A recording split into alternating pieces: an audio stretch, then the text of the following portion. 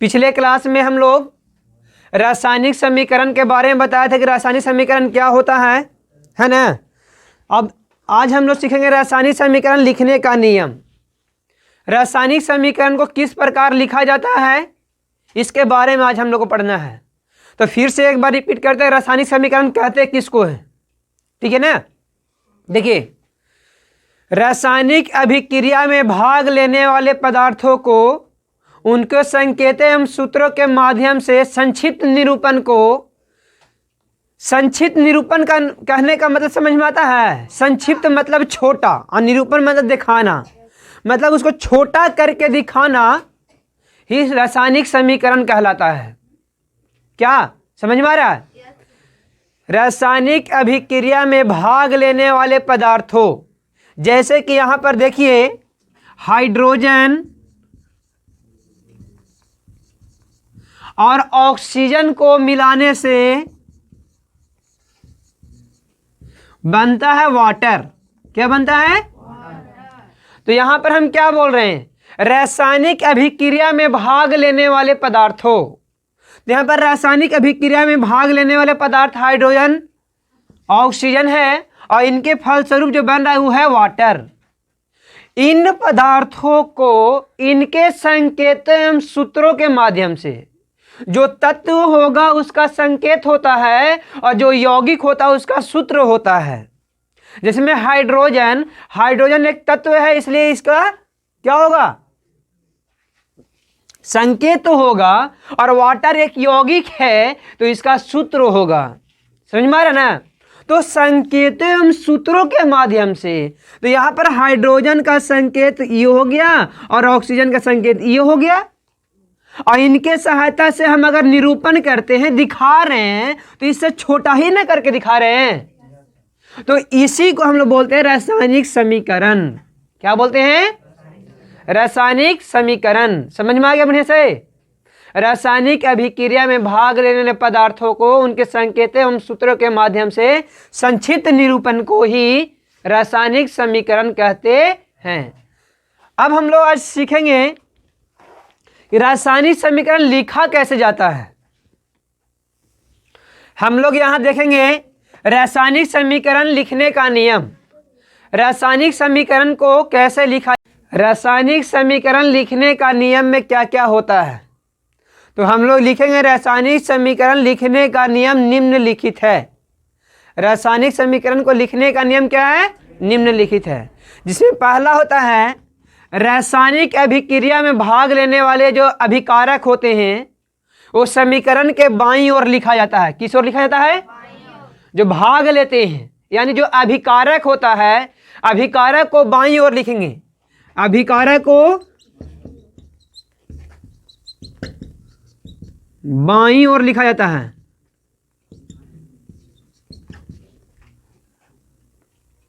Sorry, अभिकारक, अभिकारक को बाईं ओर लिखा जाता है। जैसे में यहां देखिए ध्यान से, यहां पे हाइड्रोजन है और ऑक्सीजन है और दोनों मिलकर H2O है। तो यहां पर आप ध्यान से ये देखिए कि रासायनिक समीकरण के रूप में व्यक्त किया गया है। अब इन समीकरण में ये साइड वाला को हम लोग अभिकारक कहते हैं, और तीर चिन्ह के वो साइड वाला जो होता है उसको बोलते हैं उत्पाद। उत्पाद को ही प्रतिफल भी कहा जाता है। उत्पाद को क्या बोलते हैं? तो यहां हम देख रहे हैं कि अभिकारक को किस ओर लिखा गया है? समीकरण के बाईं ओर लिखा गया है। बाईं ओर है ना ये। उसके बाद दूसरा, अभिकारकों के बीच प्लस चिन्ह का प्रयोग किया जाता है। प्रयोग किया जाता है। देखिए ध्यान से, अगर अभिकारक दो या दो से अधिक होगा, अभिकारक दो या दो से अधिक होगा, तो इनके बीच में प्लस चिन्ह लगाना है। क्या लगाना है? देखिए प्लस चिन्ह का प्रयोग हुआ है ना, हुआ है ना। तो इसको बोलते हैं दो या दो से अधिक अभिकारक होंगे, इसलिए यहां पर अभिकारकों लिखा हुआ है। अभिकारकों का मतलब एक का बात नहीं कर रहा है, एक से अधिक। और जैसे ही एक से अधिक होगा तो उनके बीच में प्लस चिन्ह का प्रयोग करना है। क्या करना है, समझ में आ रहा ना। तीसरा पॉइंट, उत्पाद को समीकरण के दाईं ओर लिखा जाता है ना, दाईं ओर। उत्पादों के को समीकरण के दाईं ओर लिखा जाता है। देखिए यहां ध्यान से देखिए आप, ये जो समीकरण है H2 + O2 और बनकर क्या बना हुआ है, मिलकर क्या बना हुआ है, H2O। तो H2O मेरा उत्पाद है, तो उत्पाद को समीकरण के दाहिने ओर ना लिखा हुआ है, ये दाहिना ओर है या नहीं है। तो यहां तीसरा पॉइंट में हम यही लिखे, उत्पादों को समीकरण के दाहिने ओर लिखा जाता है। किस ओर लिखेंगे, दाहिने ओर। क्लियर है। उसके बाद चौथा पॉइंट, उत्पादों के बीच में भी प्लस चिन्ह का प्रयोग होता है। अगर उत्पाद ढेर सारे हैं या दो से अधिक हैं तो उनके बीच में हम प्लस चिन्ह का प्रयोग करेंगे। क्या चीज का प्रयोग करेंगे, प्लस चिन्ह का। तो देखिए यहां लिखेंगे, उत्पादों के बीच घन यानी प्लस चिन्ह का प्रयोग करते हैं या प्रयोग किया जाता है। ये चौथा पॉइंट भी समझ में आ गया। पांचवा पॉइंट, अभिकारक और प्रतिफल यानी उत्पाद के बीच तीर चिन्ह का प्रयोग किया जाता है। किस चिन्ह का प्रयोग करेंगे, तीर चिन्ह का। तीन नहीं बोल रहे हम, तीर बोल रहे हैं, तीन चिन्ह नहीं, तीर चिन्ह, है ना। तो यहां लिख देंगे पांचवा पॉइंट में, अभिकारकों और उत्पादों के बीच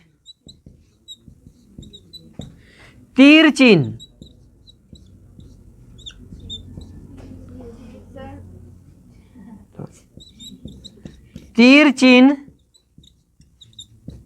का प्रयोग किया जाता है।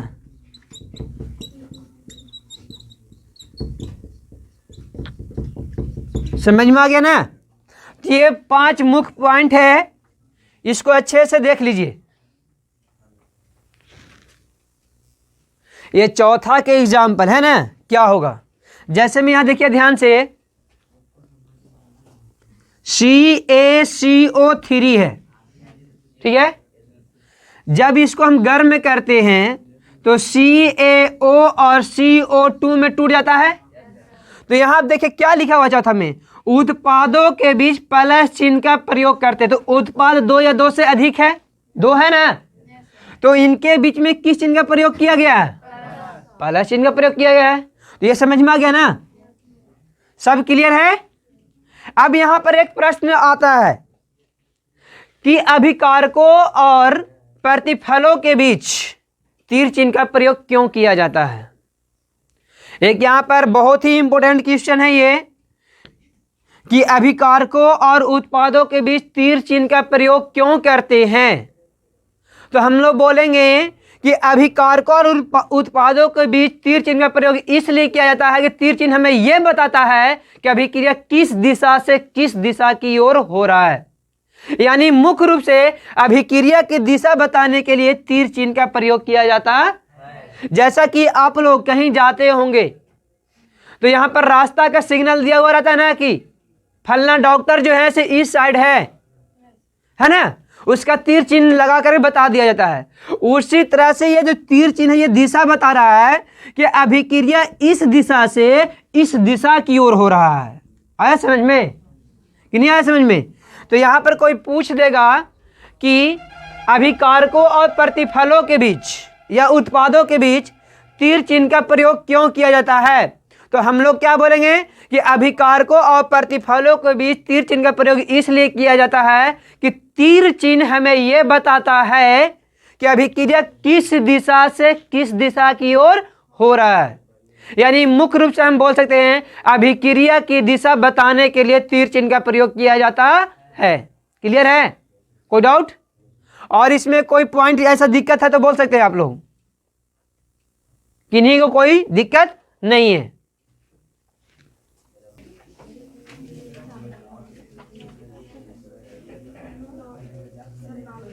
तो यहां पर रासायनिक समीकरण दो प्रकार का होगा, संतुलित रासायनिक समीकरण और असंतुलित समीकरण। यहां पर संतुलित रासायनिक समीकरण किसे कहेंगे? संतुलित रासायनिक समीकरण वह समीकरण है जिसमें समीकरण के दोनों ओर कहने का मतलब क्या? अभिकारक और उत्पाद।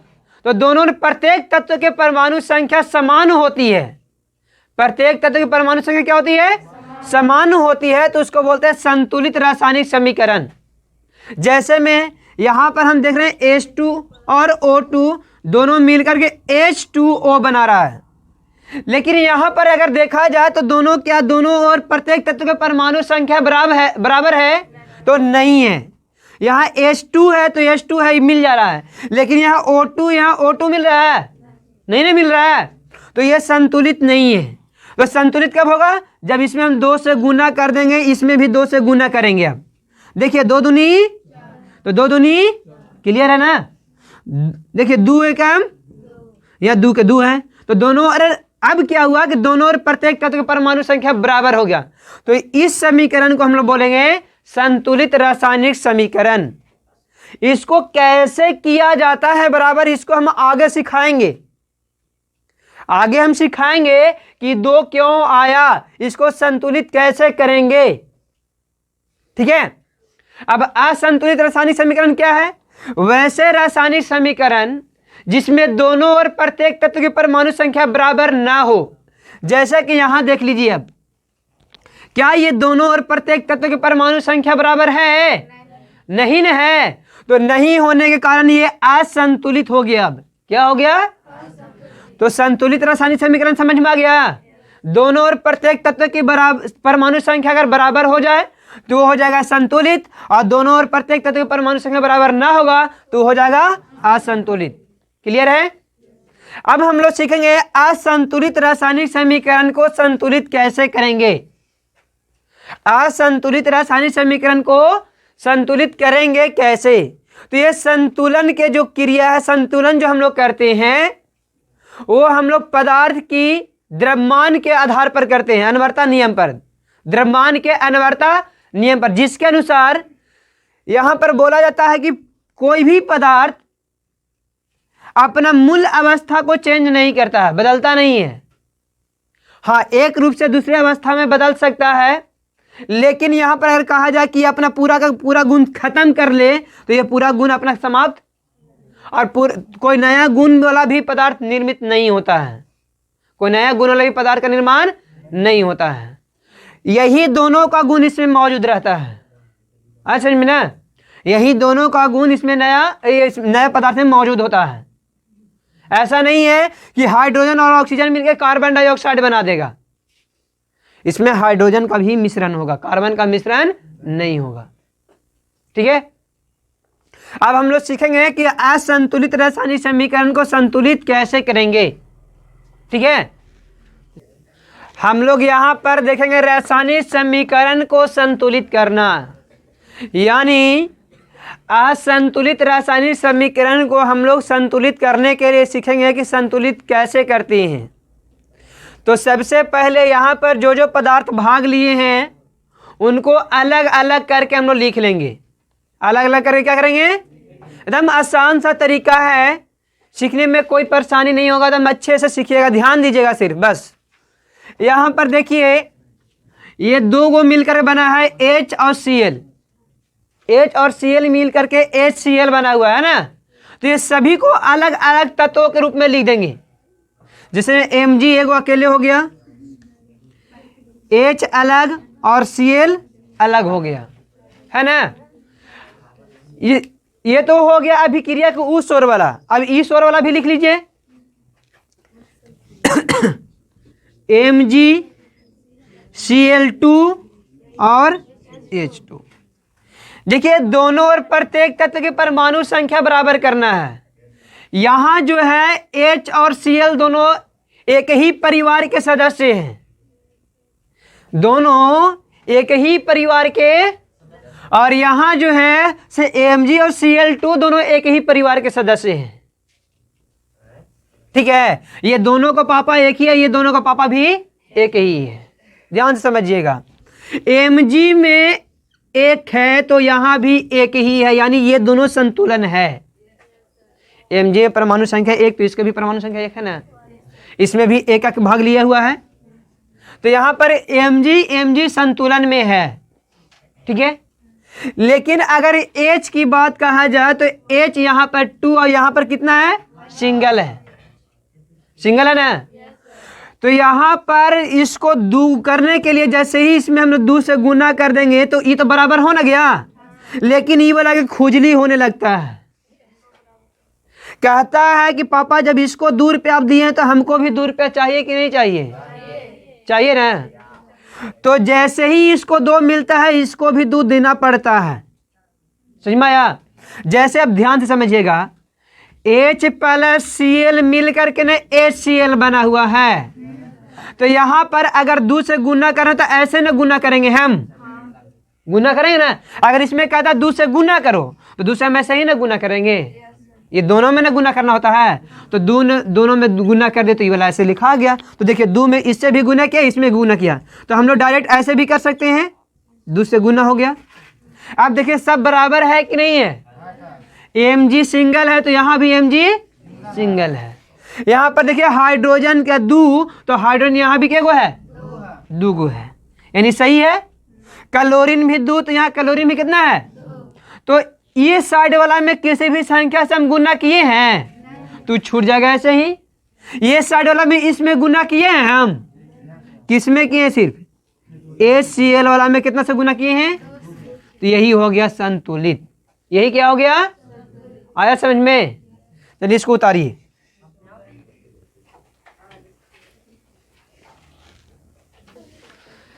अब हम लोग दूसरा है AlCl3, क्या है, और CaOH का इसको हॉल्ट वाइज बोलते हैं, क्या बोलते हैं, और हॉल्ट ट्रेटा बोलते हैं इसको, है ना।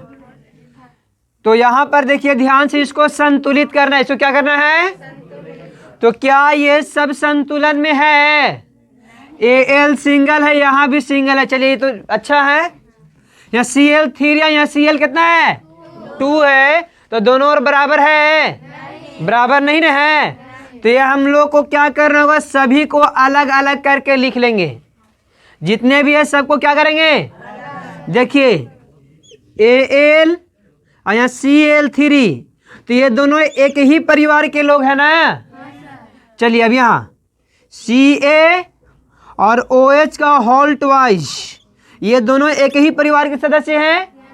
अब उधर वाला लिखिए, Al और OH का होल ट्वाइस है, नहीं ट्रेटा है ना, ये दोनों एक ही परिवार के सदस्य हो गए हैं। CaCl2, ये दोनों एक ही परिवार के सदस्य हो गए हैं। थोड़ा ध्यान दीजिएगा, एल्युमिनियम यहाँ सिंगल है तो यहाँ भी एल्युमिनियम सिंगल, ये चल गया, अच्छा है, कोई दिक्कत नहीं है। अब यहाँ पर क्लोरीन जो है से 3 परमाणु के साथ है, यहाँ कितने हैं, 2 परमाणु है, तो क्या ये दोनों बराबर है, नहीं है। तो इसमें हमको क्या करना होगा, इसमें हमको करना होगा कि इसमें 2 है, इसमें 3 है, तो यानी यहाँ पर हमको जोड़ के नहीं लिख देना है कि इसको 3 बनाना है, 1 से गुना करना है तो 3 बन जाएगा, नहीं ना बनेगा।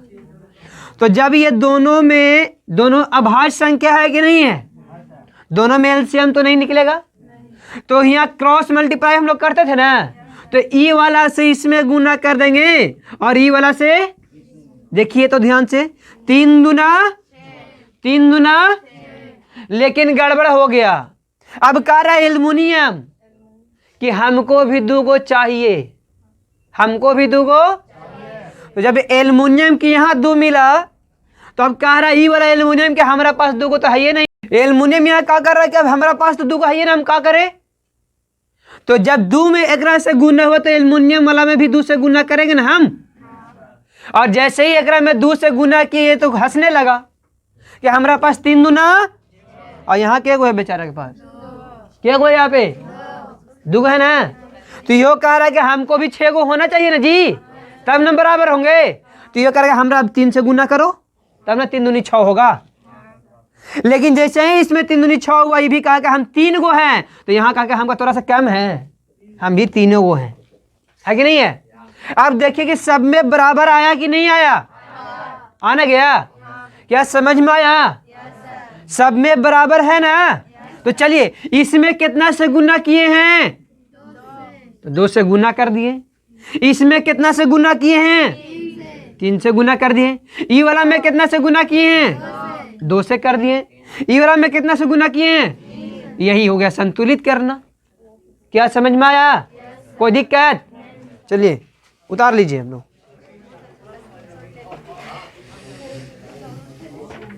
अब हम लोग इसको संतुलित करेंगे, तो सबसे पहले क्या करना है, सभी तत्वों को अलग अलग करके लिख देना है ना।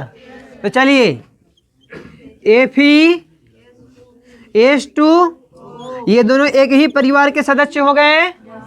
चलिए इधर Fe3O4 ये दोनों अलग एक ही परिवार के सदस्य हो गए, और H2 अलग।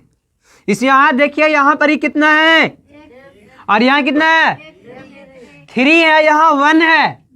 तो इसमें अगर 3 से गुना कर दे तो दोनों बराबर हो ना गया। चलिए ये किसी का सदस्य नहीं था, इसलिए कोई पर फर्क नहीं पड़ा।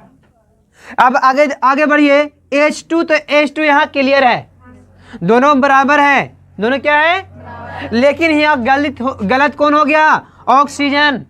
ऑक्सीजन में यहाँ O4, यहाँ O सिर्फ एक ही है। तो इसमें 4 से गुना करेंगे ना, तब ना 4 एकम 4 होगा, इसके बराबर हुआ। लेकिन जैसे ही 4 में से गुना हुआ, यहाँ पर हाइड्रोजन चिल्लाने लगा कि हम तो 8 गो हो गए। देखिए 4 दूनी, तो यहाँ हाइड्रोजन कह रहा है कि हम का 2 को रहेंगे, हमको में भी 4 से गुना करो तो हम भी क्या हो जाएंगे, होने गया। अब देखिए सब बराबर है या नहीं है। Fe3 भी है, यहाँ भी 3 है। O4 यहाँ, तो O4 यहाँ भी हो जाएगा। H8 तो H8 यहाँ भी हो जा रहा है कि नहीं हो जा रहा, हो जा रहा है ना। तो अब जैसे जैसे किए वैसे वैसे इसमें कर दीजिए। यहाँ Fe में कितना से गुना किए हैं, 3 हैं, तो 3 से गुना कर देंगे।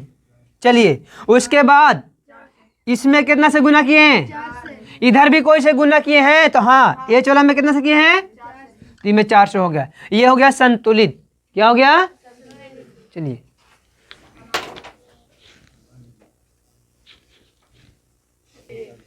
देखो इन लोग इसमें 3 गो एक ही परिवार में लोग रह रहे हैं ना, पोटेशियम, क्लोरीन और, ठीक है। यहाँ पर ही में 2 गो हो गया, ये तीनों एक ही परिवार के सदस्य, ये 2 गो है ना जी।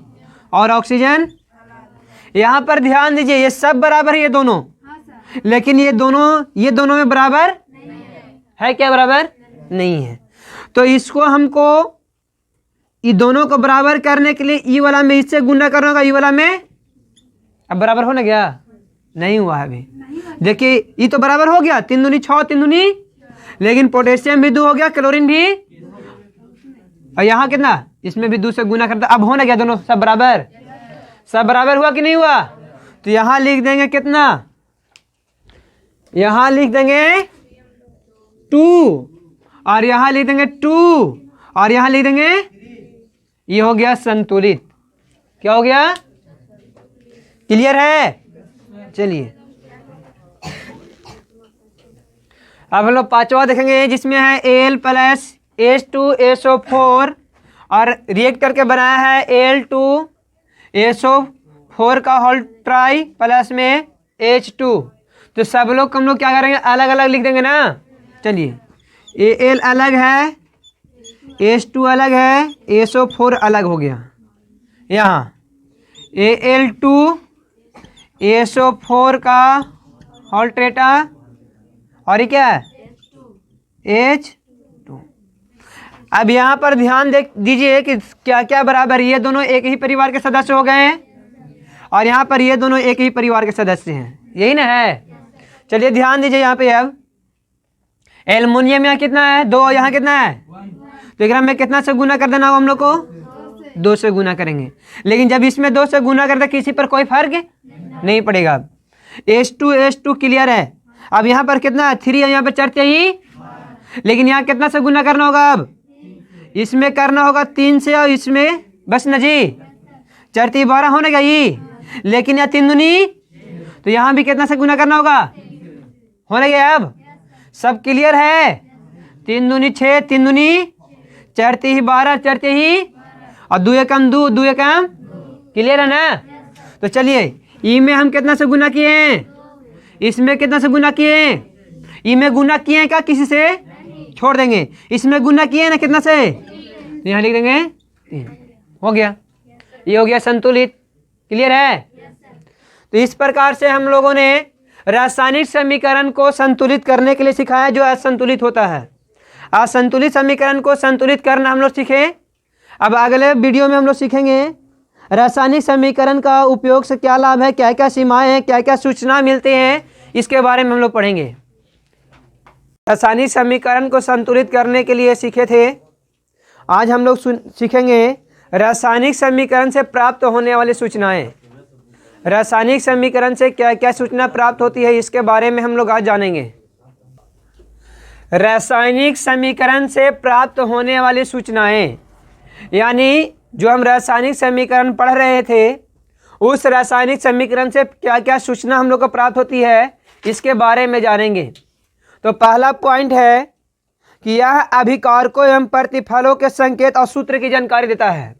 रासायनिक समीकरण जो होता है प्रतिफलों और अभिकारकों दोनों के संकेत एवं सूत्र की जानकारी देता है। संकेत एवं सूत्र की जानकारी, जैसे में यहाँ पर N2 है ना, और प्लस में H2 है, और दोनों मिल करके क्या बनाते हैं? NH3 बनाते हैं। क्या बनाते हैं? तो यहाँ पर रासायनिक अभिक्रिया में भाग लेने वाले पदार्थ यानी नाइट्रोजन और हाइड्रोजन है ना जी, और दोनों मिलकर रासायनिक अभिक्रिया में भाग लेने वाले पदार्थ नाइट्रोजन और हाइड्रोजन, और इसको बोलते हैं अमोनिया। क्या बोलते हैं? तो इसको क्या कर रहा है हम लोग को? संकेत और सूत्र की जानकारी दे रहा है ना, कि नाइट्रोजन है, ई हाइड्रोजन ही अमोनिया है। दे रहा है कि नहीं दे रहा है? तो पहला जो पॉइंट होता है वो है कि रासायनिक समीकरण हम लोग को क्या करता है? रासायनिक अभिक्रिया में भाग लेने वाले पदार्थों को यानी अभिकारकों और प्रतिफलों को संकेत एवं सूत्र की जानकारी देता है कि कौन कौन से पदार्थ भाग रहे हैं उससे। जैसे मैंने नाइट्रोजन लिया है भाग इसमें और हाइड्रोजन भाग लिया है, तो नाइट्रोजन का हम लोग को संकेत मालूम है ना कि N2 है, H2 किसका संकेत है? तो हाइड्रोजन का है।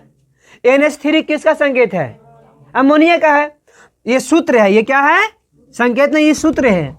तो यहाँ पर हमको क्या कर रहा है? रासायनिक अभिक्रिया में जो पदार्थ भाग ले रहे हैं और जो पदार्थ नया बन रहा है उसका क्या दे रहा है हम लोग को? संकेत और सूत्र की जानकारी दे रहा है। दूसरा पॉइंट है, यह बताता है कि अभिक्रिया में कौन कौन से पदार्थ भाग ले रहे हैं और अभिक्रिया के फलस्वरूप कौन से पदार्थ का निर्माण हुआ है। दूसरा पॉइंट में है, हमें यह बताता है ये रासायनिक समीकरण कि रासायनिक अभिक्रिया में भाग कौन कौन लिया है, यानी अभिकारक में कौन कौन पदार्थ है, और अभिक्रिया के फलस्वरूप जो नए पदार्थ बन जाते हैं वो नए पदार्थ क्या बना है, क्या निर्माण हुआ है, इसकी जानकारी देता है। इसकी क्या कहता है? जानकारी देता है। क्लियर है? तो यहां पर देखिए ध्यान से कि अगर इसमें कहता है कि बताइए कि इसमें कौन कौन से पदार्थ भाग लिए हैं, तो हम लोग बोल सकते हैं कि नाइट्रोजन और हाइड्रोजन दोनों भाग लिए हैं। और कौन से पदार्थ का निर्माण हुआ है? तो अमोनिया का निर्माण हुआ है। अमोनिया निर्माण हुआ है। तो यहां पर हमको बताना रहा है कि कौन कौन से पदार्थ भाग लिए और कौन से पदार्थ का निर्माण हो रहा है, तो इसकी जानकारी दे रहा है। अगला पॉइंट है, यह अभिक्रिया में भाग लेने वाले अभिकारकों के परमाणुओं एवं अणुओं के अपेक्षित संख्या की जानकारी देता है। देखिए इसमें कितने परमाणु भाग लिए हैं? अगर एक मिनट इसको पहले संतुलित कर लेते हैं। पहले क्या कर लेते हैं? ध्यान से देखिए, तो N2 यहां पर N है, तो इसमें अगर 2 से गुना करते N2 हो ना गया, लेकिन जैसे ही इसमें हम 2 से गुना करेंगे H3 के साथ 2 गुना करेगा ना, तो 3 गुना कितना हो जाएगा? लेकिन यहाँ है कितना? यहाँ 2 न है, यहाँ कितना से गुना करना होगा? तो नाइट्रोजन का परमाणु हो गया 2 और हाइड्रोजन का 3 दूनी 6 परमाणु है। ये परमाणु हम बोल रहे हैं। और यहां कितने परमाणु हैं? यहां अणु ना होगा जी। कितना अणु है? तो अणु इसको बोलते हैं सिर्फ। तो कितने अणु हैं? 2 अणु हैं। तो ध्यान से सुनिएगा तीसरा पॉइंट। यह अभिक्रिया में सॉरी चौथा पॉइंट ना, 1 मिनट, हाँ चौथा पॉइंट है। यह अभिक्रिया के फल निर्मित प्रतिफलों एवं सूत्रों के अपेक्षित अणुओं के अपेक्षित संख्या की जानकारी देता है। यहां पर हम लोग क्या कर रहे हैं कि 2 परमाणु और 2 परमाणु नाइट्रोजन का और 6 परमाणु हाइड्रोजन के मिलकर के 2 अणु अमोनिया का निर्माण कर रहा है। तो अपेक्षित अणुओं की जानकारी दे रहा है कि नहीं दे रहा है, कि कितने अणु का निर्माण हो जा रहा है। यानी यहां पर हम कह सकते हैं कि नाइट्रोजन के 2 परमाणु और हाइड्रोजन के 6 परमाणु आपस में मिलकर के अमोनिया के 2 अणु का निर्माण कर रहा है। हम पहले ही बताए थे कि परमाणु सबसे पहले टूटते हैं, टूट करके अणु का निर्माण करते, बताए थे ना एक बार। तो यहां क्या है कि दोनों परमाणु आपस में मिल करके यहां पर 2 परमाणु नाइट्रोजन का और 6 परमाणु हाइड्रोजन का मिल करके अमोनिया का 2 अणु का निर्माण करते हैं। क्लियर है? अगला पॉइंट है 5वां। यह अभिक्रिया अभिकारकों और प्रतिफलों के मोलों का अनुपात जानकारी देता है। मोलों का अनुपात यहां पर देखिए, यहां कितना से गुना किया गया है इसमें, तो इसका मोल की संख्या 1 हो गया। इसमें कितना से गुना किया गया है? 3। इसका मोल कितना हो गया? और इसका मोल कितना है? इसका 2 मोल है। तो यहां पर हम लोग मोलों का अनुपात निकाल सकते हैं कि नहीं निकाल सकते हैं? 1:3 मिलकर के 2 मोल का निर्माण कर रहा है। 1:3 मिलकर के 2, यानी हम 1:3:2 भी बोल सकते हैं। अनुपात में ना विभाजित करता है, तो 1:3 और यानी 1 अनुपात हो गया नाइट्रोजन का और 3 अनुपात हो गया और 2 अणु किसका हुआ? अमोनिया का हुआ। अगला पॉइंट, यह अभिकारकों और प्रतिफलों द्रव्यमानों का अनुपात बताता है। अब यहां पर हम द्रव्यमान भी निकाल सकते हैं। नाइट्रोजन का द्रव्यमान कितना होता है? नाइट्रोजन होता कितना में है? नाइट्रोजन कितना में होता है? 7 में। तो एक नाइट्रोजन के लिए अणु द्रव्यमान जो होता है परमाणु संख्या का लगभग दुगना होता है। परमाणु संख्या का लगभग कितना होता है? तो यहां पर एक नाइट्रोजन के लिए 14 होगा। तो यहां पर 2 नाइट्रोजन ने भाग लिया है इसमें, तो 14 दूनी कितना हो गया? तो हमको इसका अणु द्रव्यमान निकालना लिया नाइट्रोजन का अणु। यहां पर नाइट्रोजन का अणु द्रव्यमान ज्ञात किए कि नहीं किए? कैसे? तो सबसे पहले हमें नाइट्रोजन की परमाणु संख्या याद होना चाहिए। जितने भी तत्व होते हैं सभी तत्व के परमाणु संख्या याद होना चाहिए। केमिस्ट्री में सबसे इंपॉर्टेंट है संकेत सूत्र एवं उनकी परमाणु संख्या, तत्वों की परमाणु संख्या। तो यहां देखिए नाइट्रोजन 7 में होता है, तो परमाणु द्रव्यमान जो होते हैं बाबू वो लगभग परमाणु संख्या के दुगना होता है। परमाणु संख्या का लगभग कितना होता है? दुगना होता है। तो यहां पर अगर आप देख सकते हैं कि एक नाइट्रोजन के परमाणु संख्या कितना, यहां पर 2 अणु है, नाइट्रोजन के 2 अणु है ना, तो 2 को नाइट्रोजन भाग लिया होगा। कितना नाइट्रोजन भाग लिया है? 2 को भाग लिया है। तो एक नाइट्रोजन जो होते हैं यहाँ पे उसका अणु द्रव्यमान परमाणु द्रव्यमान कितना होता है? 14 होता है। तो यहाँ पर 2 के लिए कितना हो गया? अब बताइए हाइड्रोजन का कितना होगा? 6 का एक ही, हाइड्रोजन का एक ही होता है, ये 1 पॉइंट समथिंग होता है, 1 पॉइंट। तो हम 1 लेके चलेंगे। तो 1 इंटू यहाँ पर कितने हैं? 6 ना, तो कितना हो गया?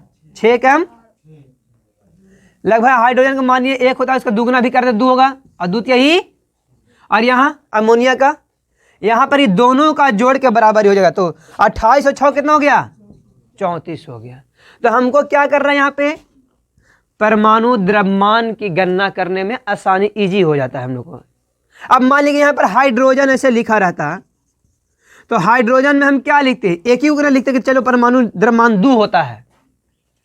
लेकिन यहाँ पर अगर समीकरण के रूप में इसको व्यक्त कर दिए हैं हम, जैसे नाइट्रोजन लिखते, हाइड्रोजन लिखते, तो नाइट्रोजन में हम 14 तक न जाते, नाइट्रोजन लिख देने से ये तो पता नहीं चल रहा है कि हम N2 और नाइट्रोजन के दो अनुभाग लिया है, खाली नाइट्रोजन ना लिखते हैं। तो नाइट्रोजन का अगर कोई पूछ देगा कि परमाणु द्रव्यमान कितना होता है तो हम लोग क्या बोलेंगे, 14 होता है, ये नहीं बोलेंगे। लेकिन जब यहाँ N2 लिखा हुआ है तो N2 में हम यहाँ जान न गए कि नाइट्रोजन के दो अनुभाग लिया है इसमें, तो एक अणु का परमाणु द्रव्यमान 14 होता है, तो दो अणु का परमाणु द्रव्यमान कितना होगा, 28 होगा। लेकिन अगर इसको यहां पर नाइट्रोजन, हाइड्रोजन और यहां पर लिख देते हैं तो क्या इसमें हम लोग को पता चलेगा कि 28 है कि 14 होगा से? हम जाहिर से बात है कि यहां पर बोल देंगे 14 होगा, इसके लिए 2 बोल देंगे। लेकिन जब इसको हम संकेत के रूप में दिखा दिए तब हम क्लियर न कर न दिए कि 28 होगा इसका और इसका 14 होगा, और दोनों मिल करके ये बनता है कितना, 34 बनता है। क्लियर है, कोई डाउट किसी को नहीं है। अगला पॉइंट है 7वां, यह गैसीय अभिकारकों और प्रतिफलों का अपेक्षिक आयतन की जानकारी देता है। और ये जो होता है गैसीय अभिकारकों और प्रतिफलों की जानकारी देता है। यहां पर जब आप आगे पढ़िएगा तो यहां पर गैस कौन बन रहा है, द्रव्य कौन बन रहा है, और सॉलिड कौन होगा यानी ठोस कौन होगा, इसके बारे में भी हम जानकारी देंगे आगे। इसके बगल में नाइट्रोजन गैस है तो जी लिखा जाएगा, हाइड्रोजन गैस है तो जी लिखा जाएगा, है ना, इस तरह का लिखाता है। तो इसके बारे में हम लोग आगे पढ़ेंगे। और कोई लिक्विड होगा तो लिक्विड के लिए भी लिखाता है, ठोस होगा तो उसके लिए भी लिखाता है ना। तो ये सब हम आगे बताएंगे। तो ये थे रासायनिक समीकरण से प्राप्त होने वाले निम्नलिखित 7 सूचनाएं जो कि हम बता दिए। भारतीय भवन के बुक में दिया हुआ है, आप लोग उतार सकते हैं। अब देखिए अगला पॉइंट है रासायनिक समीकरण के उपयोग से लाभ। यानी रासायनिक समीकरण जब हम लोग लिख देते हैं तो उससे हमको क्या फायदा है, क्या क्या लाभ है, इसके बारे में हम लोग जानेंगे। तो देखिए रासायनिक अभिक्रिया को व्यक्त करने के लिए हम क्या करते हैं, रासायनिक समीकरण के रूप में व्यक्त करते हैं, है ना। रासायनिक अभिक्रिया को किस चीज में व्यक्त किया जाता है, रासायनिक समीकरण में। किस में, तो रासायनिक समीकरण में व्यक्त करने से हमको पहला फायदा ये होता है कि स्पेस कम लगता है, स्पेस कम लगता है। पहला फायदा क्या है, जगह कम लगता है, कम कागज की आवश्यकता पड़ता है। जैसे में यहां पर देखिए कम कागज की आवश्यकता पड़ता है। पहला क्या है, कम कागज की आवश्यकता पड़ता है। देखिए कैसे, मान लीजिए कि रासायनिक अभिक्रिया है। रासायनिक अभिक्रिया में हम बताए थे हाइड्रोजन और ऑक्सीजन बराबर नहीं, ये में बराबर नहीं होता, दोनों मिलकर बनाते हैं क्या, वाटर। यहां पर देखिए ये सब को लिखने में कितना ज्यादा जगह हमको लेना पड़ रहा है। लेकिन जब इसी को तो रासायनिक अभिक्रिया के अगर अभिक्रिया है तो देखो ये रासायनिक अभिक्रिया है क्योंकि हाइड्रोजन और ऑक्सीजन मिल करके वाटर बनाते हैं। तो यहां पर अगर इसके रूप में हम लिख रहे हैं बाबू तो कहीं ना कहीं देख रहे हैं कि ये ज्यादा जगह ले रहा है। अब इसी को अगर हम रासायनिक समीकरण के रूप में व्यक्त करते हैं तो देखिएगा आपको कागज की कम आवश्यकता पड़ेगी। जैसे में हाइड्रोजन H2 प्लस में ऑक्सीजन O2 और ये दोनों मिल करके क्या बना दिए H2। तो यहां पर हम देख रहे हैं जो इतना बड़ा सा में लिखाया था अब इतना सा में लिखा गया है, एकदम कम सा जगह में लिखा गया कि नहीं लिखा गया है। तो सबसे पहले क्या हुआ, हमको कागज की कम आवश्यकता पड़ती है रासायनिक समीकरण में व्यक्त करने के लिए। क्लियर है, कोई डाउट है?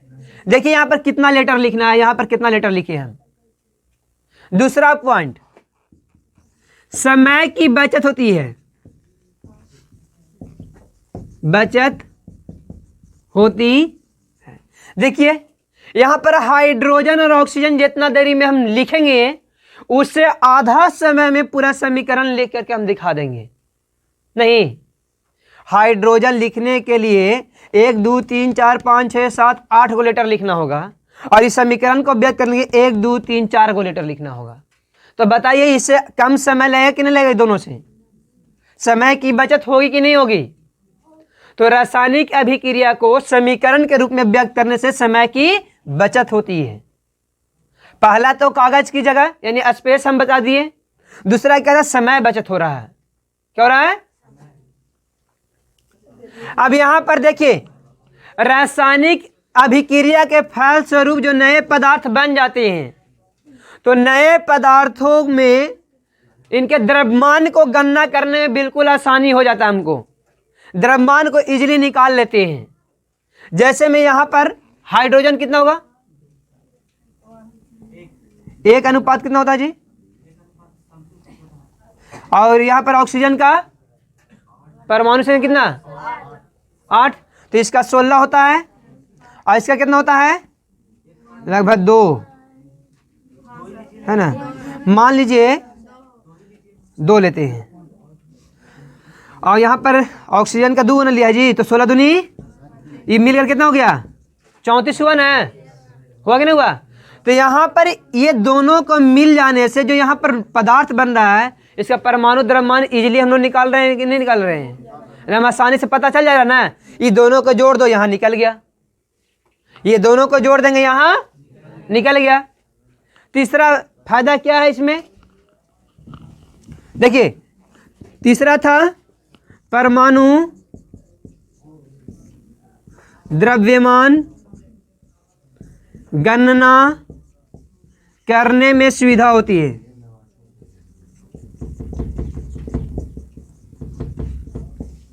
परमाणु द्रव्यमान गणना करने में क्या होती है?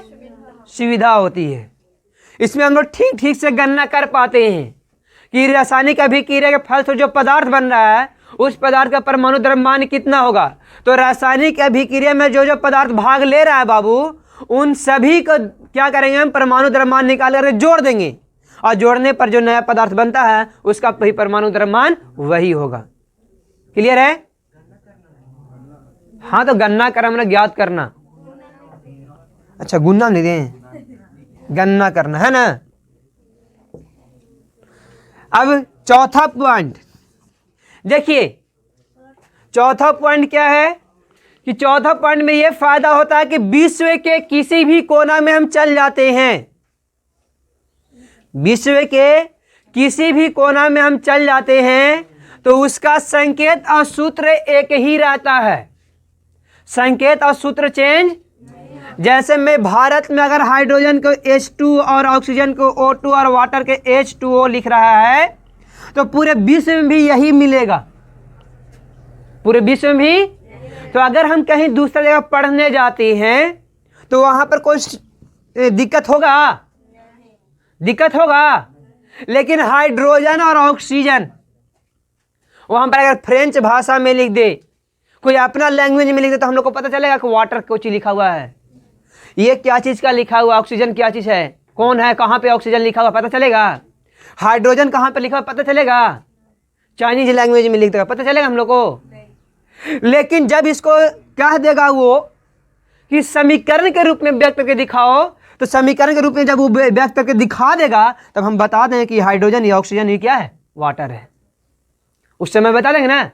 तो रासायनिक समीकरण से यह भी एक फायदा है कि नहीं है कि हम विश्व के किसी भी कोना में चले जाते हैं, इसका संकेत और सूत्र एक ही होता है। संकेत और सूत्र बदलता, लेकिन अभिक्रिया में जो पदार्थ भाग ले रहे हैं, अगर उनको रासायनिक समीकरण में हम नहीं व्यक्त करेंगे, तो हो सकता है कि हाइड्रोजन अगर ऐसे लिखेगा, ऑक्सीजन ऐसे लिखेगा, तो हाइड्रोजन ऐसे ना लिखकर वो अपना लैंग्वेज में लिख देगा हाइड्रोजन और ऑक्सीजन वाटर, तो क्या हमको पता चलेगा बाबू? उस समय तो हमको पता नहीं चलेगा। हम ये भी नहीं बता सकते उस समय कि हाइड्रोजन है कि कोई और पदार्थ है, कोई और तत्व है ना। ये बता सकते हैं हम ना? बता सकते हैं क्या? नहीं बता सकते हैं। लेकिन जब इसको अगर संकेत के रूप में व्यक्त कर देगा, समीकरण के रूप में व्यक्त करके इसको संकेत में दिखा देगा, तो दुनिया के कोई भी कोना में हम चले जाए, हम इजीली बता सकते हैं कि यहां पर हाइड्रोजन भाग लिया है और ये ऑक्सीजन भाग लिया है और दोनों मिलकर जल बना दिया है। दोनों मिलकर क्या कर दिया है? तो हम इजीली बता सकते हैं। समझ में आया? तो ये भी एक फायदा है कि नहीं? क्लियर है ना? चलिए, ये था रासायनिक समीकरण के उपयोग से लाभ। यानी रासायनिक समीकरण को हम अभिक्रिया को रासायनिक समीकरण में व्यक्त करते हैं तो क्या क्या फायदा है। पहला है कि जगह कम लगता है, समय की बचत होती है, परमाणु द्रव्यमान गणना करने में सुविधा होती है, किसका? प्रतिफल का, और चौथा, विश्व के किसी भी कोना में हम चले जाते हैं तो सभी तत्वों की संकेत एक ही होता है। इनका लैंग्वेज चेंज हो सकता है इसका, लेकिन संकेत जो होता है ना वो एक ही होगा। अगर हम लोग चाइना में चल जाते हैं तो हाइड्रोजन का संकेत H2 भी लिखेगा, ऑक्सीजन का O2 भी लिखेगा, तो उस समय हमको सुविधा मिलेगा ना इसकी जानकारी प्राप्त करने में, उस समय तो दिक्कत नहीं ना होगा। तो इसलिए इसको समीकरण को, अभिक्रिया को समीकरण के रूप में व्यक्त करते हैं ताकि हमको बहुत सा फायदा मिले। समझ में आ गया? चलिए अगला पॉइंट हम लोग पढ़ेंगे, रासायनिक समीकरण की सीमाएं। यानी रासायनिक समीकरण जो होता है कहां तक काम करता है, कहां तक काम नहीं कर पाता है, इसके बारे में हम लोग जानेंगे। देखिए सबसे पहला रासायनिक समीकरण से अभिकारकों प्रतिफलों की भौतिक अवस्था की जानकारी नहीं हो पाता है। यानी रासायनिक समीकरण से हमको यह पता नहीं चलता है कि रासायनिक अभिक्रिया में भाग लेने वाला पदार्थ ठोस है, द्रव है या गैस है, या रासायनिक अभिक्रिया के फलस्वरूप जो पदार्थ बन रहा है वो ठोस, द्रव, गैस है, इसकी जानकारी नहीं हो पाता है। क्लियर है? कोई दिक्कत? इसमें यह पता नहीं चल पाता है कि हाइड्रोजन जो है से गैस है कि द्रव है कि ठोस है, ये पता नहीं चलता है। हम लोग इसे जानते हैं कि वो गैस है, लेकिन रासायनिक समीकरण के फलस्वरूप पता नहीं चलता है। क्लियर है? कहीं देखें हम रासायनिक समीकरण H2 लिख दिए, O2 लिख दिए और क्या लिख दिए, H2O लिखे, है ना? तो इसमें पता चल रहा है क्या कि कौन गैस है कौन द्रव्य है? कहीं लिखा हुआ है इसमें? तो ये व्यक्त नहीं करता, इसलिए हमको पता नहीं चल पाता है। दूसरा पॉइंट, अभिक्रिया के फलस्वरूप उत्सर्जी या अवशोषी ऊष्मा की जानकारी रासायनिक समीकरण से नहीं हो पाता है। यानी रासायनिक समीकरण से हमको यह पता नहीं चल पाता है कि ये अभिक्रिया में ऊष्मा का उत्सर्जित हो रहा है या ऊष्मा का अवशोषण हो रहा है इसमें, है ना? इसकी पता नहीं चलता है। रासायनिक समीकरण से हमको यह पता नहीं चल पाता है कि अभिक्रिया में ऊष्मा का उत्सर्जित हो रहा है, यानी ऊष्मा निकल रहा है, ऊष्मा ये ग्रहण कर रहा है, इसकी जानकारी नहीं दे पाता है। यानी हम कह सकते हैं कि यह ऊष्माक्षेपी और ऊष्माशोषी अभिक्रिया की जानकारी नहीं देता है। ऊष्माक्षेपी अभिक्रिया क्या है और ऊष्माशोषी अभिक्रिया क्या है, जस्ट आगे हम पढ़ाएंगे। अभिक्रिया जो पढ़ना, अभिक्रिया के प्रकार में हम आगे पढ़ाएंगे कि ऊष्माशोषी अभिक्रिया किसे कहते हैं और ऊष्माक्षेपी अभिक्रिया किसे कहते हैं, ये हम आगे पढ़ाएंगे। क्लियर है? अगला पॉइंट, तीसरा, रासायनिक समीकरण से पता नहीं चलता है कि अभिक्रिया की दशा, यानी दाब में हो रहा है कि ताप से हो रहा है कि सांद्रण से हो रहा है कि उत्प्रेरक की उत्पत्ति हो रहा है, इसकी पता नहीं चलता है। चौथा पॉइंट, रासायनिक समीकरण अभिक्रिया के वेग संदर्भ में कोई जानकारी नहीं देता। यानी कितना वेग से ये अभिक्रिया किया है, कितना ये तेजी से रिएक्ट कर रहा है, इसकी जानकारी नहीं देता है। कुछ ऐसे पदार्थ जो बहुत जल्दी अभिक्रिया कर लेते हैं और कुछ ऐसे पदार्थ जो बहुत समय तक अभिक्रिया नहीं कर पाते हैं। जैसे में लोहा है, अगर लोहा के खुले हवा में हम लोग छोड़ दें तो बहुत जल्दी ये रिएक्ट कर लेता है ऑक्सीजन के साथ, लेकिन सोना, अगर सोना को खुले हवा में छोड़ दें तो रिएक्ट जल्दी करेगा? सोना पहन के सब लोग चलते हैं हम लोग, क्या सोना में जल्दी जंग लगता है, जल्दी खराब होता है? वो नहीं होता, बहुत लंबे समय तक, यानी बहुत मंद गति से उसमें संचारण होता है और इसमें बहुत तेजी से होता है। समझ में आया? तो इसीलिए बोल सकते हैं हम लोग कि ये हमको ये अभिक्रिया का वेग का पता नहीं दे पाता है। इसमें वेग का संदर्भ जो होता है वो जानकारी नहीं देता, कितना वेग से अभिक्रिया हो रहा है इसकी पता नहीं हो पाता है हम लोग को। आगे, कुछ रासायनिक अभिक्रिया विस्फोटक के साथ होती है, परंतु रासायनिक समीकरण इस बात की जानकारी नहीं देता है। कुछ रासायनिक अभिक्रिया ऐसे होते हैं जो विस्फोटक के साथ होते हैं, बहुत तेजी से होते हैं और बहुत घातक हो सकता है, लेकिन ये रासायनिक समीकरण हम लोग को जानकारी नहीं दे पाता है। रासायनिक समीकरण से हम यही नहीं बता सकते हैं कि रासायनिक अभिक्रिया विस्फोटक हो रहा है या बहुत तेजी से हो रहा है, ये हमारे लिए कितना घातक होगा, ये हमको जानकारी नहीं दे पाता है रासायनिक समीकरण। आया समझ में? यानी कुछ ऐसे रासायनिक अभिक्रिया होते हैं जो रासायनिक अभिक्रिया कराते हैं, विस्फोट कर जाता है, करता है ना। तो ये रासायनिक समीकरण हमको व्यक्त नहीं करता है, नहीं दिखा पाता है। अगर दिखा दिया होता ये हमको ना, तो विस्फोट होने से बहुत जगह बच जाता है। आप लोग सुने होंगे केमिकल फैक्ट्री में क्या हुआ, आग लग गया, विस्फोट कर गया, कई लोग मर गए।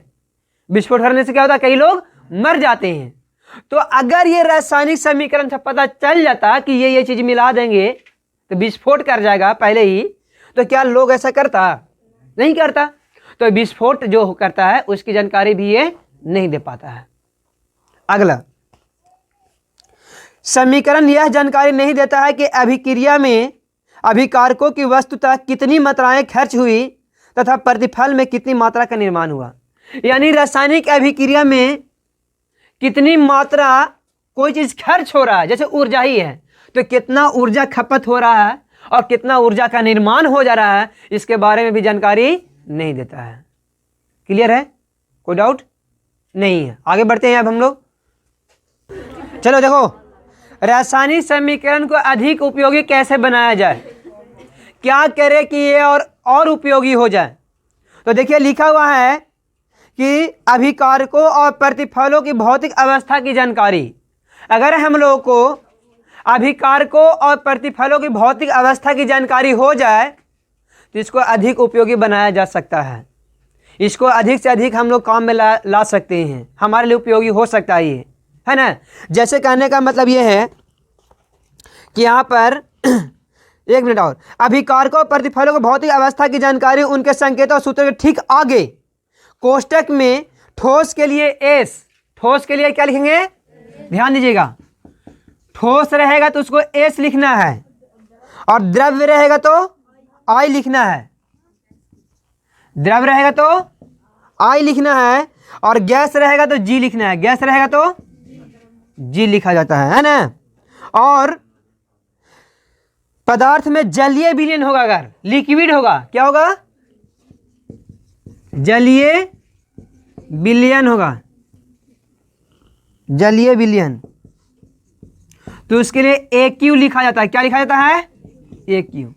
तो देखिए ध्यान से, यहां रासायनिक अभिक्रिया में भाग लेने वाले पदार्थों और यहां रासायनिक अभिक्रिया के फलस्वरूप बने पदार्थ, उनकी भौतिक अवस्था अगर पता हो जाए कि रासायनिक समीकरण को अधिक उपयोगी कैसे बनाया जा सकता है, इसके बारे में पहला पॉइंट था कि रासायनिक अभिक्रिया में जो पदार्थ भाग लेते हैं या रासायनिक अभिक्रिया के फलस्वरूप जो पदार्थ का निर्माण होता है, उन पदार्थों का अगर भौतिक अवस्था पता हो जाए तो उनको और अधिक उपयोगी बनाया जा सकता है।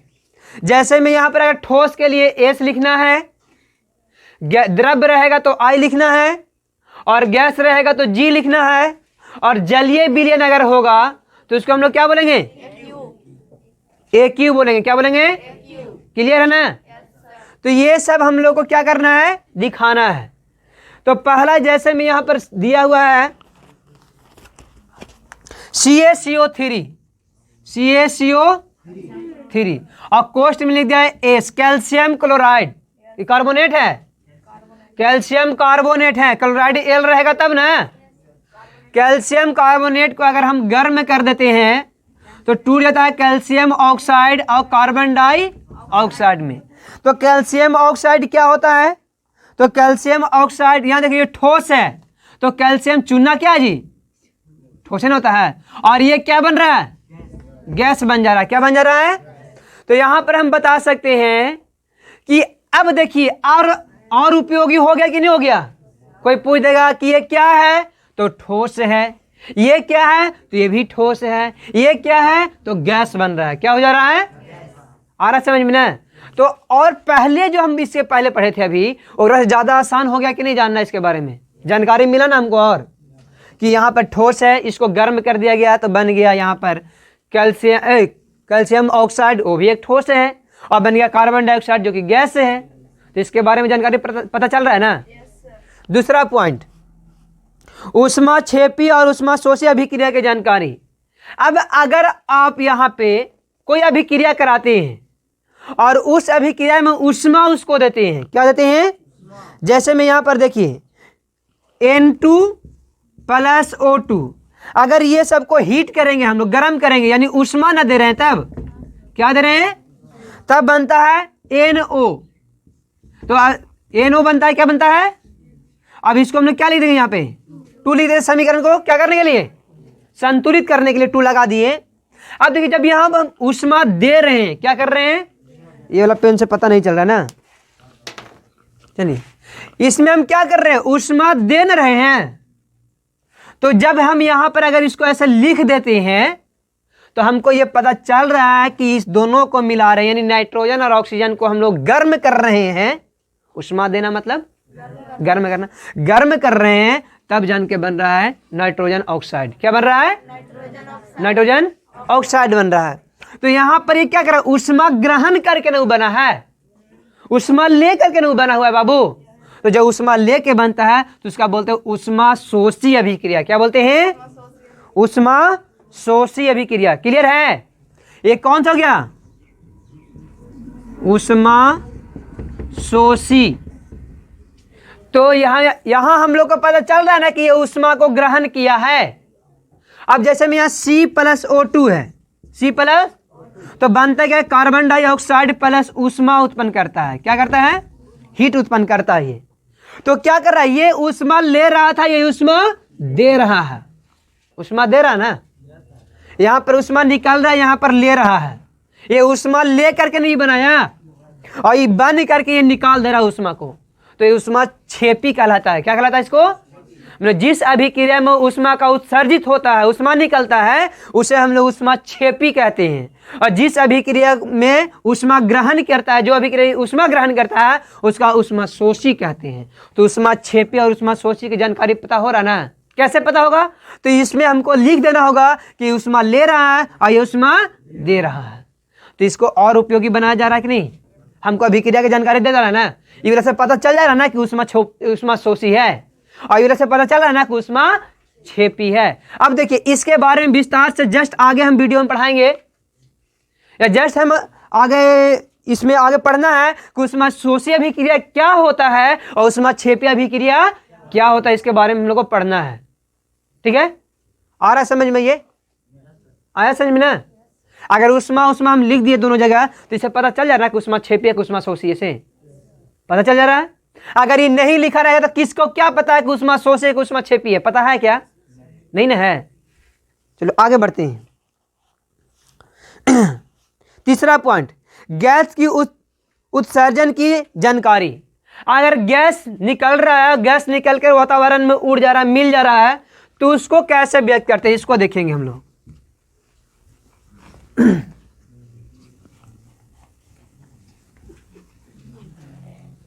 तीसरा पॉइंट देखिएगा, तीसरा में है, यह अभिक्रिया के फलस्वरूप कोई गैस निकलती है तो समीकरण में गैस सूत्र के बाद मतलब ठीक बाद ऊपर का तीर चिन्ह लगाया जाता है। क्या लगाया जाता है, ऊपर का तीर चिन्ह दिया जाता है। जैसे में यहाँ पर देखिए Zn प्लस H2SO4, यानी जिंक जो है से किससे अभिक्रिया कर रहा है, H2SO4 क्या बोलते हैं, सल्फ्यूरिक अम्ल को बोलते हैं ना। सल्फ्यूरिक अम्ल के से अभिक्रिया करेगा तो यहाँ पर क्या करेगा, हाइड्रोजन को विस्थापित कर देता है, क्योंकि जिंक हाइड्रोजन से अधिक क्रियाशील है। तो इसको विस्थापित करके यहाँ क्या करेगा, ZnSO4 यानी जिंक सल्फेट प्लस में H2 गैस उत्पन्न करता है। तो H2 गैस जो था वातावरण में मिल जाता है, इसको ऐसे दिखा देते हैं, ऊपर का तीर चिन्ह लगा दिए। कहने का मतलब वातावरण में ये मिल जा रहा है, वातावरण में क्या हो रहा है ये। अब बताइए यहाँ पे कि अगर ये तीर चिन्ह नहीं देंगे हम तो पता चले कि ये गैस कहाँ गया, ये गैस कहाँ जाया, इसका पता है नहीं। लेकिन हम जैसे ही तीर चिन्ह यहाँ दे देते हैं, ये वाला नहीं है, ये तो समझाने के लिए बोले थे, जैसे ही हम यहाँ तीर चिन्ह देते हैं वैसे ही हम जान जाते हैं कि ये वातावरण में क्या हो जा रहा है, मिल जा रहा है। वातावरण में क्या हो जा रहा है, तो इसकी जानकारी हो जा रहा है कि नहीं हो रहा। अब ये हम बताएं कि ये इसको क्यों विस्थापित किया, इसके आगे पढ़ाएंगे। एकल विस्थापन अभिक्रिया नाम आता है आगे, उसमें हम पढ़ाएंगे कि ये इसको क्यों विस्थापित कर दिया, क्यों हटा दिया, क्यों ये भाग गया यहां से, इसके बारे में हम आगे पढ़ाएंगे। फिलहाल यहां समझिए कि यहां जो गैस निकल रहा है, गैस बन रहा है, गैस का जो निर्माण हो रहा है, वो गया तो गया कहां। तो अगर ऊपर का एरो हम लगा देते हैं तो इसे पता चल जा रहा है ना ऊपर वातावरण में जाकर के मिल गया, है ना। लेकिन अगर हम यहां से कर दिए तो कोई पूछ देगा ये कहाँ गया गैस, ये कहाँ है गैस, यहीं है, नहीं। जैसे ही रिएक्ट करता है वैसे ही हाइड्रोजन गैस निकल जाता है, उड़ जाता है, क्या होता है। तो इसीलिए यहाँ पर ऊपर का एरो लगा देते हैं। कोई भी गैस अगर ऊपर की ओर वातावरण मिल जा रहा है तो उसको ऊपर का एरो लगा देना है। दिक्कत है, समझ में आ गया ना। अगला पॉइंट, अवक्षेप बनने की अभिक्रिया। कुछ रासायनिक अभिक्रिया ऐसे होते हैं जो अवक्षेप बनाते हैं। अवक्षेप मतलब हम बताए थे कि तलहटी में कुछ जम जाता है ना, जैसे मैं दही वाला हम बताए थे, तो दही को मखने से उसमें मक्खन निकलता है ना, तो मक्खन अवक्षेप है। तो उसको कैसे हम व्यक्त करेंगे, तो ओकरा में खाली नीचे का अगर एरो दिखा दिया जाता है और ऊपर के एरो ना निकाल के नीचे के एरो दिखा देता है तो वही कहते हैं कि बर्तन में जमा हुआ है, बर्तन में है, स्थित है। कोई भी चीज में ये क्या है, प्रखनली हो या कोई भी चीज हो, उसमें क्या है, वो स्थित है, जमा है उसमें। जैसे में दही में क्या करते हैं हम लोग, मह देते हैं उसको, तो ऊपर छला जाता है कि ना, मक्खन मट्ठा में ऊपर छला जाता है ना, तो वो बोलते हैं कि उसमें है, अभी मक्खन है, मक्खन क्या है। तो उस स्थिति को पता लगाने के लिए नीचे के एरो लगाते हैं। क्या करते हैं, जैसे में एक अभिक्रिया द्वारा दिखाते हैं हम, है ना। जैसे में यहां पर है, हाँ, AgNO3, क्या ये AgNO3 और क्या है, हाइड्रोक्लोरिक अम्ल। Ag क्या चीज का संकेत है, सिल्वर, सिल्वर नाइट्रेट, क्या है, और यहां पर हाइड्रोक्लोरिक अम्ल। जब आपस में रिएक्ट करते हैं तो सिल्वर जो होता है वो हाइड्रोजन से अधिक क्रियाशील होता है। क्या करता है, और अधिक क्रियाशील होने के कारण क्या बनाता है, AgCl बनाता है, सिल्वर क्लोराइड। क्या बनाता है, और ये सिल्वर क्लोराइड जो और फिर बनता है यहां पर क्या, HNO3। यहां पर देखो, ये सिल्वर क्लोराइड जो होता है, जिस प्रखनली या जिस बर्तन में इसको अभिक्रिया कराया जाता है उसमें नीचे तलहटी में जम जाता है, तलहटी में क्या हो जाता है, बढ़ जाता है नीचे। तो ये जो इसकी अवस्था पता करने, सॉरी अवस्था नहीं, इसकी उपस्थिति पता करने के लिए नीचे का एरो लगा दिया ना, तो नीचे का एरो कहने का मतलब वो उस प्रखनली उस बर्तन में उपस्थित है। तो ये नीचे का एरो लगाने से हमको क्या पता चलता है, अवक्षेप का पता चलता है। क्या चीज पता चलता है, तो अगर नीचे का एरो कभी भी लगा हुआ है, पूजा कौन सा अभिक्रिया हो रहा है, तो बोलेंगे अवक्षेपण अभिक्रिया हो रहा है। कौन सा अभिक्रिया, कोई दिक्कत नहीं ना। अगला पॉइंट, अब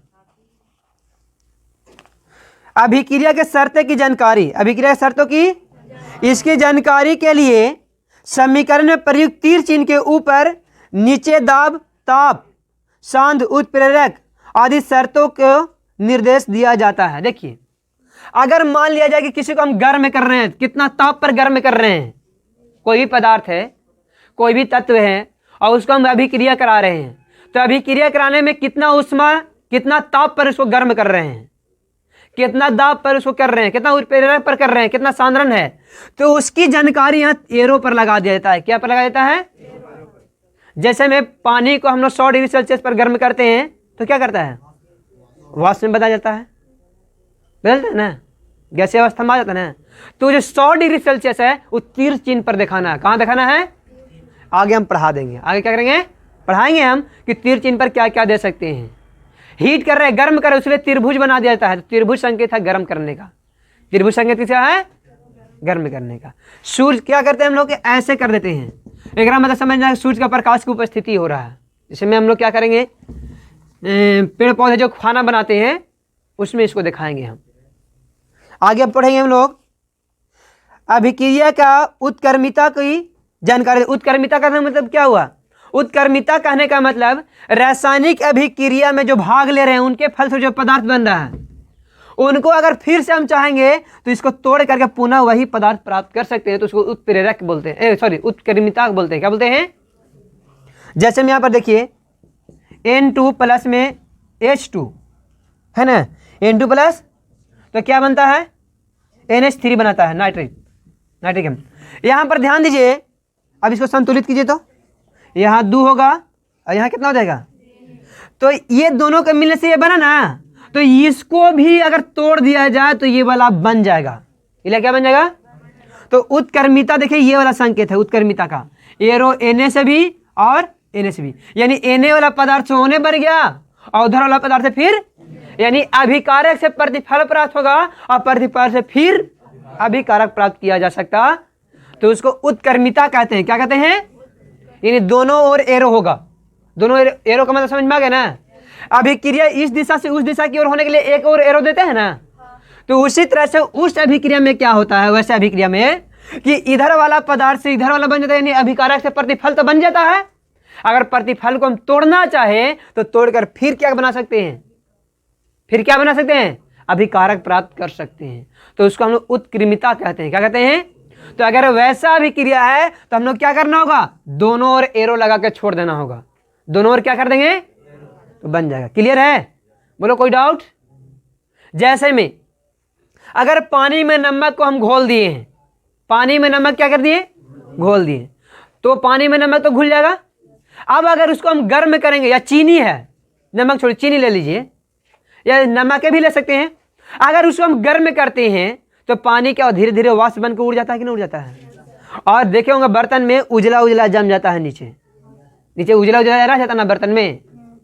आप घर पर प्रयोग कर सकते हैं इसका। तो देखिए क्या हुआ, वाष्प को अगर हम इकट्ठा कर ले, वाष्प को अगर हम बंद कर ले किसी बर्तन में और ठंडा फिर उसको कर देंगे तो पानी बन जाएगा ना। तो पानी मिला कि नहीं मिला? और जो यहाँ पर बर्तन में जो उजला उजला जमा हुआ था उसको चख के देखिएगा, अगर नमक हो तो नमकीन हो जाएगा ज़्यादा, और अगर चीनी मिलाएंगे तो मीठा रहेगा, वो है ना, पाउडर के जैसा हो जाता है। तो बताइए हमको नमक अलग और पानी अलग हो ना गया, फिर अलग हुआ कि नहीं हुआ? तो उस प्रकार की अभिक्रिया में ऐसा एरो देना होगा, इसको उत्क्रमिता कहते हैं। क्या कहते हैं? बोलिए डाउट है?